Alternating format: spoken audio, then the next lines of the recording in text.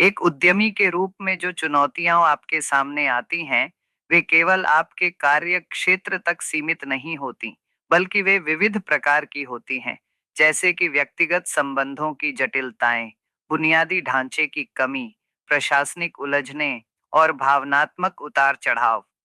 इन सभी से प्रभावी ढंग से निपटने के लिए व्यक्ति को बहुआयामी होना आवश्यक है। ये सभी गुण तभी विकसित होते हैं जब आप अपने आप में स्थिर होते हैं और तनाव से मुक्त होते हैं। कार्यस्थल पर कुछ हद तक तनाव सामान्य और स्वीकार्य है, बल्कि आवश्यक भी हो सकता है, क्योंकि यह आपको सतर्क रखता है, चुनौतियों का सामना करने की क्षमता देता है और समय सीमा के भीतर कार्य पूर्ण करने में सहायता करता है। लेकिन जैसे किसी भोजन में नमक जरूरत से ज्यादा हो जाए तो उसका स्वाद बिगड़ जाता है, वैसे ही अगर तनाव की मात्रा अधिक हो जाए तो वह व्यक्ति को निराश, शक्तिहीन और भ्रमित कर सकता है। तनाव क्या है? तनाव तब होता है जब आपके पास करने को बहुत कुछ होता है, समय बहुत कम होता है और ऊर्जा सीमित होती है। इससे निपटने के लिए या तो आप काम कम करें, जो कि स्टार्टअप की दुनिया में लगभग असंभव है, या फिर समय बढ़ाएं, लेकिन दिन में सिर्फ 24 घंटे होते हैं। ऐसे में एकमात्र उपाय है ऊर्जा स्तर को बढ़ाना। ऊर्जा को बढ़ाने के 4 मुख्य उपाय हैं। पहला, संतुलित और ताजे भोजन का सेवन, न ज्यादा न कम। ऐसा भोजन जो आसानी से पच सके और शरीर को स्फूर्ति दे। दूसरा, पर्याप्त नींद, जो कि 6 से 8 घंटे के बीच होनी चाहिए, न उससे ज्यादा न कम। तीसरा, श्वास यानी सांस लेने की सही तकनीकें, जैसे प्राणायाम, जो ऊर्जा को तेजी से बढ़ाने वाला एक अद्भुत साधन है। श्वसन अभ्यासों से आपकी धारणा, अवलोकन और अभिव्यक्ति की क्षमता बढ़ती है, जो प्रबंधन में अत्यंत आवश्यक है। चौथा, ध्यान, जो कि गहन विश्रांति की एक जागरूक विधि है।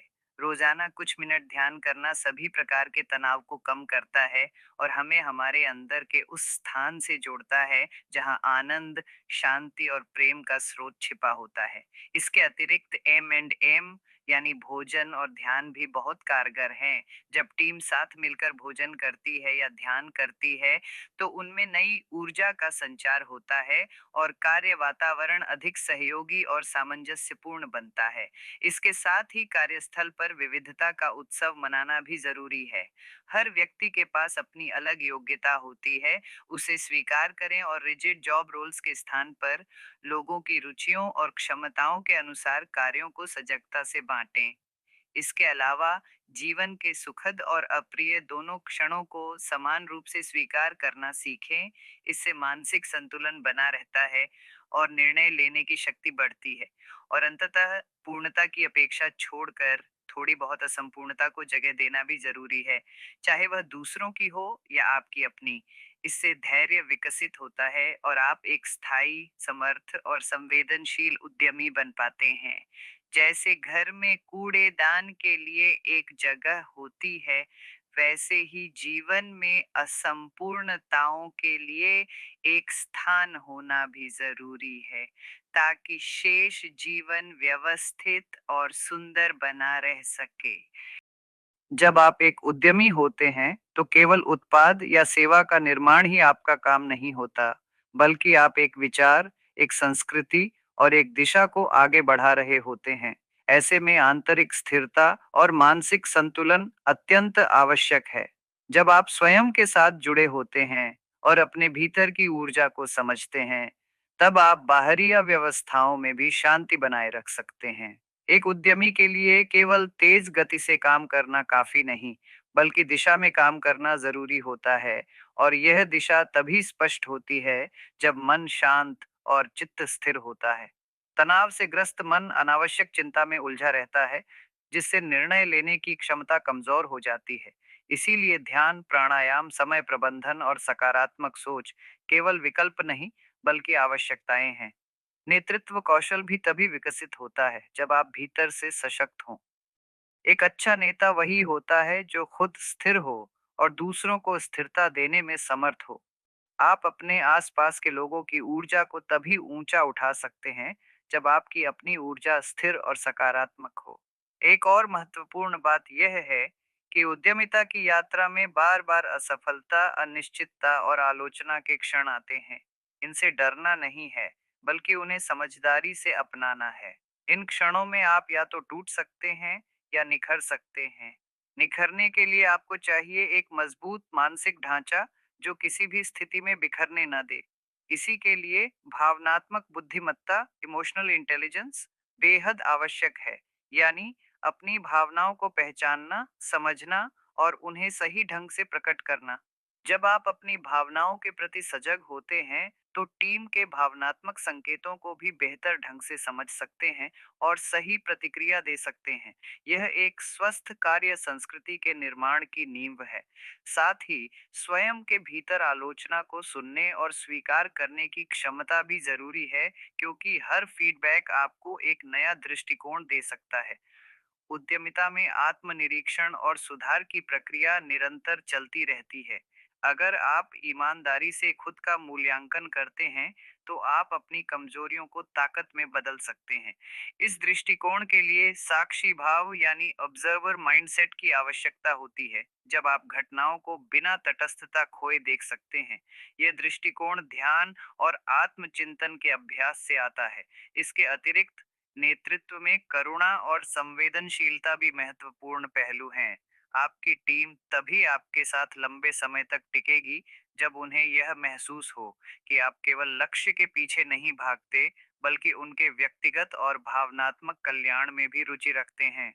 इसलिए एक सशक्त उद्यमी बनने के लिए आवश्यक है कि आप केवल बाहरी कौशल नहीं, बल्कि आंतरिक सामर्थ्य, करुणा, जागरूकता और संतुलन को भी विकसित करें। तभी आप अपने व्यवसाय को केवल एक स्टार्टअप नहीं, बल्कि एक जीवनदायिनी संस्था में बदल सकते हैं, जो लोगों को प्रेरणा, स्थायित्व और सशक्तिकरण देती है। जब कोई व्यक्ति एक उद्यमी के रूप में अपनी यात्रा आरंभ करता है, तो वह अक्सर बाहरी उपलब्धियों और लक्ष्यों पर केंद्रित होता है, जैसे कि पूंजी जुटाना, टीम बनाना, बाजार में प्रतिस्पर्धा करना और लाभ कमाना।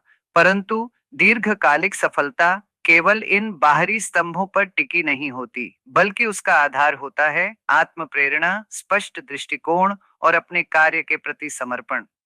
यह समर्पण तभी टिकाऊ हो सकता है, जब वह भीतरी शांति, आंतरिक उद्देश्य और मानवीय मूल्यों से जुड़ा हो। एक सच्चा उद्यमी वही होता है, जो व्यवसाय को केवल लाभ का माध्यम नहीं, बल्कि एक सेवा के रूप में देखता है, समाज के लिए, अपने ग्राहकों के लिए और अपनी टीम के लिए। जब यह भावना भीतर से जागती है, तब निर्णय केवल दिमाग से नहीं, बल्कि हृदय से लिए जाते हैं।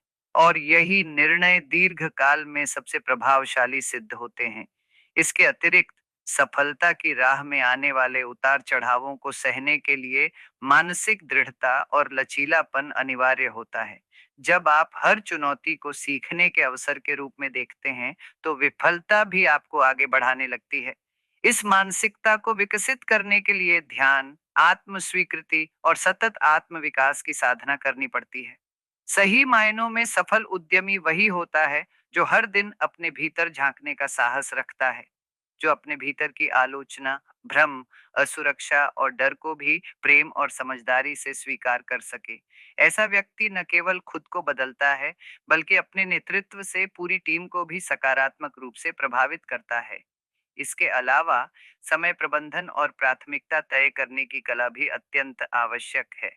जब आप हर कार्य को ध्यान और जागरूकता से करते हैं, तो कम समय में भी गहन परिणाम सामने आते हैं।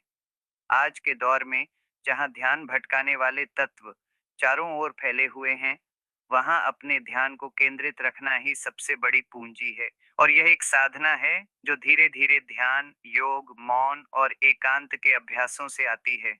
इसके साथ साथ विनम्रता और स्वीकार्यता भी एक सफल उद्यमी के गुण हैं। जो व्यक्ति हर दिन यह मानता है कि उसे अभी और सीखना है और हर परिस्थिति कुछ सिखा सकती है, वही वास्तव में परिपक्व बनता है। वह दूसरों की सलाह को सुनता है, गलतियों को स्वीकार करता है और निंदा को भी अवसर में बदल देता है। अंततः एक श्रेष्ठ उद्यमी वह नहीं होता जो केवल बाहरी चमक-दमक के पीछे भागे, बल्कि वह होता है जो भीतर से रोशनी लेकर चलता हो। एक ऐसा नेतृत्व जो स्थायित्व, उद्देश्य, सेवा और करुणा से युक्त हो। तभी उसका कार्य केवल एक व्यवसाय नहीं रह जाता, बल्कि एक आंदोलन बन जाता है जो लोगों के जीवन में बदलाव लाता है और आने वाली पीढ़ियों के लिए प्रेरणा का स्रोत बनता है। एक उद्यमी की यात्रा केवल व्यक्तिगत उपलब्धि तक सीमित नहीं रहती, वह धीरे-धीरे एक सामूहिक चेतना का निर्माण करने लगती है, जहां उसका दृष्टिकोण, उसकी ऊर्जा और उसके निर्णय पूरे संगठन की कार्य संस्कृति को प्रभावित करते हैं। जब एक उद्यमी आत्मिक रूप से परिपक्व होता है, तो वह केवल अपने लाभ या उत्पाद की गुणवत्ता के बारे में नहीं सोचता, बल्कि यह भी सोचता है कि उसके निर्णयों का समाज, पर्यावरण और आने वाली पीढ़ियों पर क्या प्रभाव पड़ेगा। यह दीर्घदर्शिता तभी संभव है जब भीतर सेवा भाव प्रबल हो। सेवा का अर्थ है जो कुछ भी हम कर रहे हैं, वह केवल अपने लिए नहीं, बल्कि दूसरों की भलाई के लिए भी हो। यही भावना एक उद्यमी को महज व्यवसायी नहीं, बल्कि समाज निर्माता बनाती है। जब आप अपने कार्य को सेवा का रूप देते हैं, तो उसमें एक विशेष प्रकार की ऊर्जा और पवित्रता आ जाती है, जो आपकी टीम, ग्राहक और पूरे बाजार को प्रभावित करती है। इसके साथ ही उद्यमी की दृष्टि में समग्रता होनी चाहिए, केवल लाभ नहीं, बल्कि लोगों की भलाई, मानसिक स्वास्थ्य, पारिवारिक संतुलन, पर्यावरणीय जिम्मेदारी और नैतिकता जैसे आयाम भी उसमें शामिल होने चाहिए। ऐसा उद्यमी अपनी टीम के सदस्यों को केवल संसाधन नहीं समझता, बल्कि एक आत्मा, एक व्यक्ति के रूप में देखता है, जिसके सपनों, संघर्षों और भावनाओं को वह समझता है। यही भाव टीम में आत्मीयता और निष्ठा को जन्म देता है। जब लोग यह अनुभव करते हैं कि वे किसी ऐसी संस्था का हिस्सा हैं, जहां उन्हें केवल काम नहीं, सम्मान और अपनापन भी मिलता है, तब उनका प्रदर्शन केवल उत्पादक नहीं, बल्कि रचनात्मक और आत्म प्रेरित हो जाता है। इसके अतिरिक्त एक परिपक्व उद्यमी सृजनात्मकता को बढ़ावा देता है। वह अपने संगठन में ऐसा वातावरण तैयार करता है, जहां लोग निडर होकर नए विचार प्रस्तुत कर सकें, जहां विफलता को दंड नहीं, सीख का अवसर माना जाए। यह सृजनशीलता संगठन को नवाचार और विकास की दिशा में अग्रसर करती है। वहीं एक उद्यमी का जीवन तभी संतुलित रहता है जब वह करने के साथ साथ होने की कला को भी समझे।